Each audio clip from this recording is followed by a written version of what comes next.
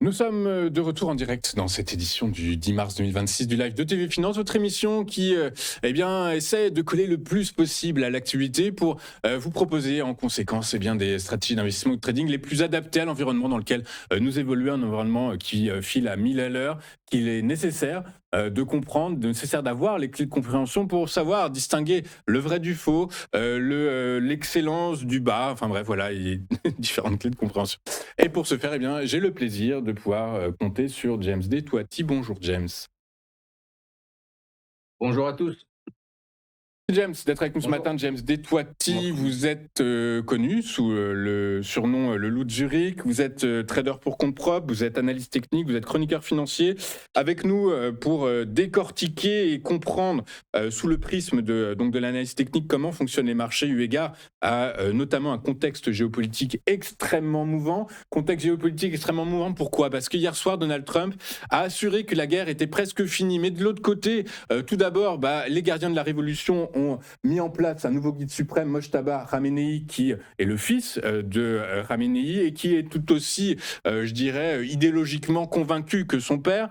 Par ailleurs, les gardiens de la révolution ont expliqué ce matin que pas une seule goutte de pétrole ne sortirait du Moyen-Orient tant que l'armée américaine et l'armée israélienne continueraient de bombarder l'Iran. Résultat, dans ce qui reste quand même encore un petit peu comment je pourrais dire, une forme d'instabilité dans cette instabilité géopolitique où les cartes sont encore totalement brouillées. James, quels sont les niveaux techniques qu'il faut surveiller sur le Brent et le WTI ?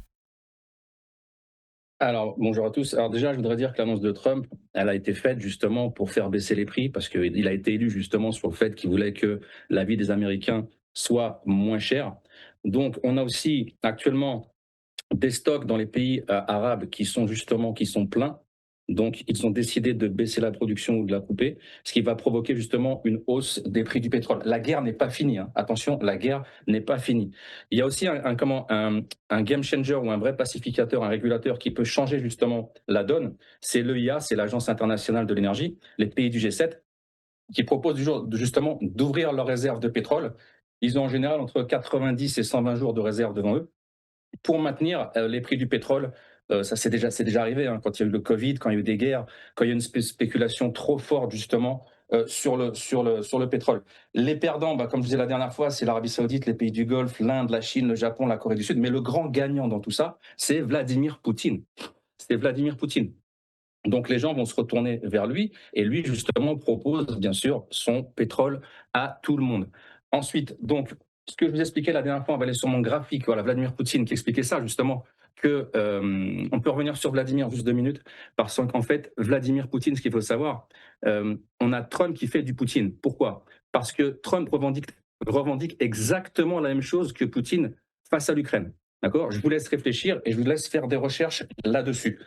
On va aller sur le graphique. La dernière fois, je vous expliquais, voilà, je donnais les targets. Voilà, on a fait 1, 2, 3, 4, 5, 6, 6 targets, hein, 6, 7 targets. Voilà, on n'a pas fait les 129 qui était le plus haut de la dernière fois de la guerre en Ukraine.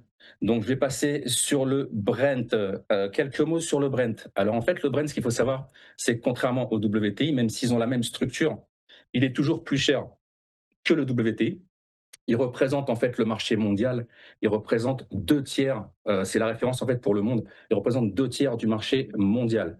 Sa qualité, elle est light, elle est sweet, il est léger, il a peu de soufre, il est facile à raffiner, donc beaucoup plus de marge pour ceux qui veulent le raffiner dans leur pays. Donc on va aller sur le graphique maintenant, ici. Donc ça, c'était le pic qu'on a eu pendant la guerre en Ukraine. Voilà, on a un biseau descendant, d'accord, qui est plutôt prédicateur, on va dire, d'une hausse. D'accord. On est déjà monté sur ces niveaux-là. Je vous ai mis tous les niveaux en extension de Fibonacci qu'on pourrait faire. Donc, on n'a pas fait, attendez, on n'a pas encore fait les 126.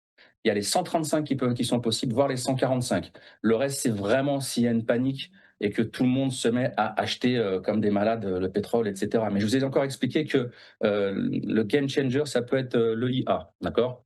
En retracement de Fibonacci, on peut aller sur les 106, 100, 94. Il y a une forte probabilité qu'on aille sur les 89 pour les puristes de Fibonacci, Bollinger, canal de Donchian, etc. les 89 sont une target fort probable à la baisse. Ensuite, comme sur mon graphique, c'est indiqué 79, 74, 73, 67, 58. Louis-Antoine, j'ai l'impression qu'on est dans le jeu de loi. Vous savez que le mot Brent, le pétrole de Brent, vient justement de l'animal marin, loi de Brent. D'accord. Ce qu'il faut savoir, c'est que Shell avait pour habitude de baptiser ses champs pétroliers via justement vis-à-vis des volatiles marins. Voilà. Donc, ce que je voulais dire, pourquoi je vous dis que on peut être entre guillemets dans un jeu de loi. Il y a tous les éléments qui font qu'on est dans un jeu de loi. Le Brent passe son temps à migrer entre zones de turbulence géopolitique et escale technique, laissant les traders justement suivre péniblement son envol en zigzag. On a encore quoi? On a encore quelques cases sur ce jeu de loi. C'est des cases chance, la baisse des stocks qui est possible. Une détente géopolitique, beaucoup de cases de hasard. On a l'OPEP, on a des données macroéconomiques et on a toujours le risque de retomber à la case départ après un tweet ou un missile. Notez bien.